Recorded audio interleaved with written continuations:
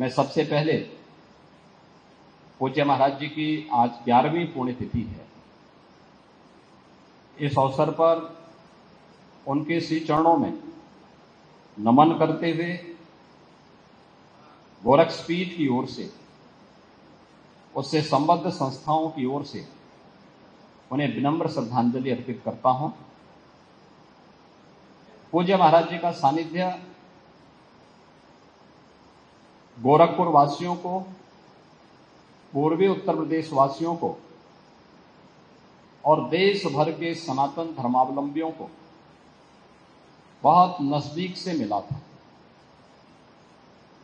पूरा जीवन ही उन्होंने देश और धर्म के लिए समर्पित किया था। देश और धर्म के प्रति उनका जो भाव था वह अपने पूज्य गुरुदेव योग पुरुष ब्रह्मलीन महंत दिग्विजय नाथ जी महाराज के ही उन मूल्यों और आदर्शों को उन्होंने अपने जीवन में आत्मसात किया था, जिनके लिए महंत दिग्विजय नाथ जी महाराज ने यावत जीवन संघर्ष किया था। और उन्हीं मूल्यों और आदर्शों के लिए ये दोनों संत जीवन पर्यंत लगे रहे। याद करिए, जब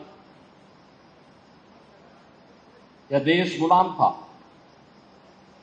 1932 में उन्होंने महाप्रताप शिक्षा परिषद की स्थापना की। और शिक्षा परिषद की स्थापना के पीछे का हेतु कोई श्रेय लेने के लिए नहीं, बल्कि महाराणा प्रताप जैसे वीर योद्धा को, जो देश और धर्म के लिए जिनका प्रथम योगदान है, स्वदेश और स्वधर्म के लिए बलिदान क्या होता है, यह प्रेरणा हर भारतवासी को महाराणा प्रताप से प्राप्त होती है। तो महाराणा प्रताप के प्रति कृतज्ञता ज्ञापित करते हुए उनके नाम पर उन्होंने पहली संस्था स्थापित की। फिर यह श्रृंखला आगे बढ़ती गई। महाराणा प्रताप कॉलेज बना, महाराणा प्रताप महिला कॉलेज बना, देश स्वतंत्र हुआ, गोरखपुर में विश्वविद्यालय की स्थापना हो और पहला विश्वविद्यालय गोरखपुर में स्थापित हो। इस भाव के साथ तत्कालीन जब सरकार ने कहा कि भाई पैसा है नहीं, अभी देश आजाद हुआ है, जिस क्षेत्र के लोग उस समय की अनुसार उतनी प्रॉपर्टी उपलब्ध करवाएंगे, उस क्षेत्र में हम लोग विश्वविद्यालय बनाएंगे। तब कोई व्यक्ति सामने आया था, तो वह पूज्य महंत दिग्विजय नाथ जी महाराज सामने आए थे। उन्होंने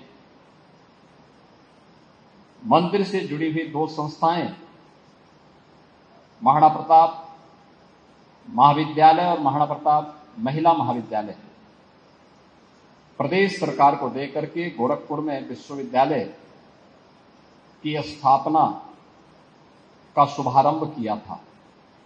इसके बाद महिला शिक्षा को लेकर के, तकनीकी शिक्षा को लेकर के, आयुष की शिक्षा को लेकर के, एक संस्कृत की शिक्षा को लेकर के, यानी जीवन के हर एक पक्ष को लेकर के जहां यह अभियान चल रहा था, क्योंकि वो जानते थे किसी भी सभ्य समाज और सशक्त राष्ट्र की आधारशिला एक गुणवत्तापूर्ण शिक्षा ही हो सकती है, संस्कारों से युक्त शिक्षा ही हो सकती है। एक और इस पर ध्यान देना।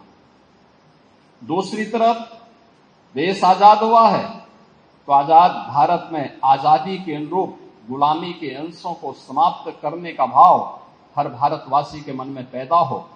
अयोध्या में श्री राम जन्मभूमि पर भगवान श्री राम के भव्य मंदिर निर्माण के कार्यक्रम को भी आगे बढ़ाना है। तो इसके लिए उस यज्ञ में भी महंत दिग्विजय नाथ जी ने जो शुभारंभ किया था, उस यज्ञ में मेरे पूज्य गुरुदेव महंत अवेद्यनाथ जी महाराज 1983 से लेकर के 1983 में जब विश्व हिंदू परिषद ने राम जन्मभूमि मुक्त यज्ञ समिति बनाई, तो 1983 से लेकर के जीवन पर्यंत यानी 2014 में जब तक उन्होंने उनका भौतिक शरीर था, राम जन्मभूमि मुक्त यज्ञ समिति के अध्यक्ष के रूप में उस अभियान को भी उन्होंने अपने जीवन का एक मंत्र बनाया था। समाज को तोड़ने की वाली ताकतें लगातार काम कर रही हैं, इससे भी वे चिंतित रहते थे और इसके लिए यावत जीवन सामाजिक समरसता के लिए कार्य करना है, छूआछूत और अस्पृश्यता के खिलाफ अभियान चलाना है, लगातार इन सभी के लिए कार्य करते रहे। जीवन का कोई ऐसा पक्ष नहीं था जो भारत के हित में हो, सनातन धर्म के हित में हो। और आचार्य द्वय महंत दिग्विजयनाथ जी महाराज और महंत अवैधनाथ जी महाराज का उसमें सक्रिय सहभागिता उस कार्यक्रम में न रही हो, ऐसा पक्ष देख पाना बहुत कठिन था।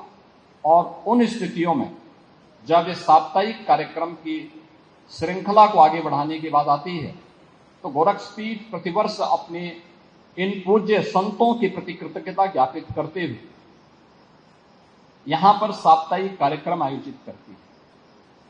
क्योंकि अगर हम सनातन धर्मावलंबी हैं तो रामायण में सनातन की जो परिभाषा कही गई है, वह जब हनुमान जी लंका में जाते हैं और मैनाक पर्वत उन्हें विश्राम करने के लिए अपने को समुद्र से ऊपर उठा करके खड़ा होता है कि आप इतनी लंबी छलांग लगा रहे हैं, एक अच्छे कार्य के लिए जा रहे हैं, कुछ देर विश्राम करिए। तो उस समय जो संवाद होता है, तब सनातन धर्म की जो परिभाषा सामने आती है, तो एक ही बात कहते हैं कि कृते च प्रति कर्तव्यम एष धर्म सनातन। यानी अगर किसी ने हमारे प्रति कुछ किया है, किसी ने हमारे प्रति कुछ किया है, उसके प्रति किए जाने वाले किसी भी प्रकार की कृतज्ञता, यही वास्तव में सनातन धर्म का पहला संस्कार है। और हम सब सनातन धर्मावलंबी इसीलिए इस पक्ष में दुनिया के अंदर कहीं नहीं होता हो। इस आश्विन मास की कृष्ण पक्ष की प्रथम ये 15 तिथियां, ये कृष्ण पक्ष ही अपने पूर्वजों के प्रति श्रद्धा भाव के साथ हम उन्हें श्राद्ध तर्पण का कार्यक्रम करते हैं। एक तरफ पूर्वजों के प्रति कृतज्ञता ज्ञापित करने का कार्य, और यही कार्य हर सनातन धर्मावलंबी करता है। गोरक्षपीठ की परंपरा में इन दोनों पूज्य संतों ने, पूज्य महंत दिग्विजयनाथ जी महाराज ने आश्विन कृष्ण तृतीया को अपनी भौतिक देह को, उस नश्वर शरीर को त्यागा था 1969 में, और पूज्य महंत अवैधनाथ जी महाराज ने अपने नश्वर काया को आश्विन कृष्ण चतुर्थी को 2014 में अपनी भौतिक काया से मुक्त होकर के वे परम धाम की ओर प्रस्थान किए थे। और ये संजोग से वही पितृपक्ष का अवसर होता है जब पूर्वजों के प्रति कृतज्ञता ज्ञापित करने के साथ ही हम अपने इन दोनों पूज्य संतों के प्रति उनके द्वारा जो मार्ग हमें दिखाया गया है, जीवन के उन सभी पक्षों को समेट करके संगोष्ठी और कथा ज्ञान यज्ञ के माध्यम से इस श्रद्धांजलि कार्यक्रम को आगे बढ़ाते हैं। आज पूज्य महाराज जी की पुण्यतिथि है। कल युग पुरुष ब्रह्मलीन महंत दिग्विजयनाथ जी महाराज की पावन पुण्यतिथि थी।